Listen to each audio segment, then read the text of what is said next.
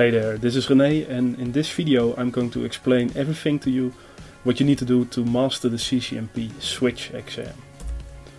First of all, if you are looking to become CCNP certified, there are 3 exams you need to take: route, switch and T-shoot. Now my suggestion is to start with the route exam, learn about all the different routing protocols, then do the switch exam and then finish with T-shoot. And the reason for this is that in the switch exam you will get some questions about OSPF and EIGRP, routing between VLANs, switch virtual interfaces, and it's useful to already have a good understanding of those routing protocols.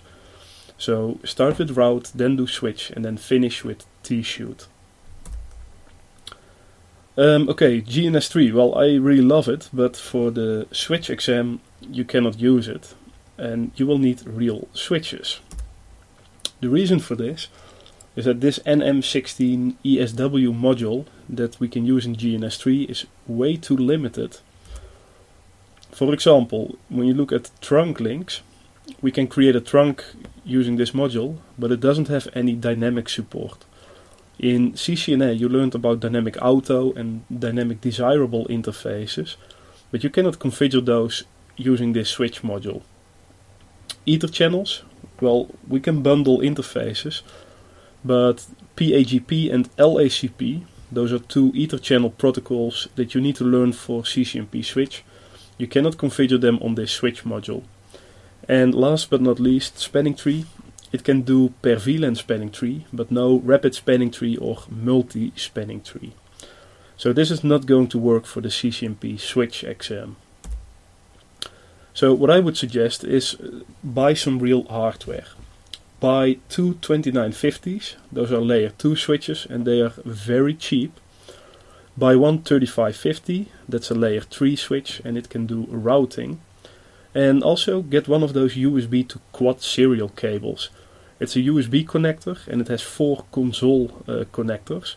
And it's very useful to connect your switches to your PC. Once you got your switches, I would connect them like this in a triangle. The reason for this triangle is that it will create a loop and you can play with the different flavors of spanning tree to solve this loop. Secondly, I would connect 2 cables between each switch pair, because then you can use those links to create an Ether channel and play with the Ethernet protocols like PAGP or LACP. So that's the topology I would use. So how are you going to study? Well, there are 2 things. You need to do labs, because you need to configure all the different protocols that are running on the switches, and you need to become familiar with the commands. And of course you need to understand all the different theory, because you need to understand how and why all those protocols work. So how can you do labs? Well, I already created all the labs for CCNP switch, and you can find them on GNS3 Vault. So just go to labs and then switching and you will find all the labs there. So what are your options to understand all the theory you need to know for the switch exam? You can read a couple of books and you can study by yourself, or you can watch some pre-recorded videos where an instructor will explain everything to you, or you can book a classroom course. Most of the courses are 5 days where an instructor will explain everything to you. But what is the best solution? Well, I'd like to introduce to you how to master CCNP switch.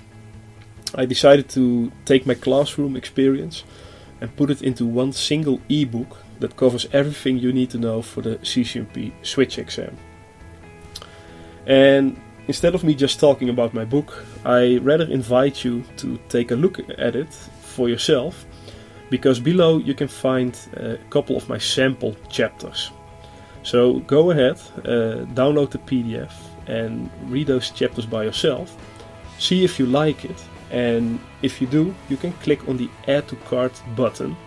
You need to fill in a 1-page order form and you will get your own copy of how to master CCNP switch right away. So you can start studying immediately. Now I'm really looking forward to help you pass and master the CCNP switch exam. Thanks for watching and till next time.